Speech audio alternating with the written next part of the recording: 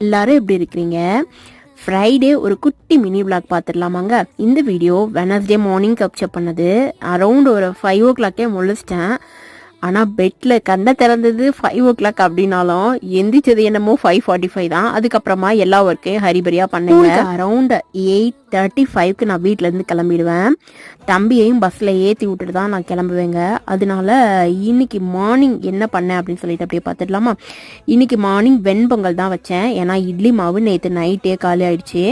வெண்பொங்கல் பண்ணும்போது பருப்பு இல்லைங்க, அதுக்கு பதிலாக என்கிட்ட கிச்சடி பருப்பு எல்லாமே இருந்தது. கிச்சடி பருப்பில் நான் என்னென்னலாம் ஆட் பண்ணியிருந்தேன் அப்படிங்கிறத நான் அடுத்த ஷார்ட்ஸில் ஷேர் பண்ணுறேன். இன்னைக்கு நான் கிச்சடி வெண்பொங்கல் மாதிரி தான் பண்ணியிருந்தேன். கிச்சடியில் ஆட் பண்ணுற எல்லா மிக்ஸ்டு தாலும் போட்டு தேங்காய் பால் ஊற்றி பண்ணியிருந்தேங்க. செம்ம சாஃப்டாக டேஸ்டாக இருந்தது. அதுக்கு இன்னைக்கு நான் சாம்பார் அப்புறமா பீனட் சட்னி தான் பண்ணியிருந்தேன். கோகனட் போட்ட பீனட் சட்னி செம்ம டேஸ்டாக 2 பேருக்கு ஊட்டி விட்டதுக்கப்புறம்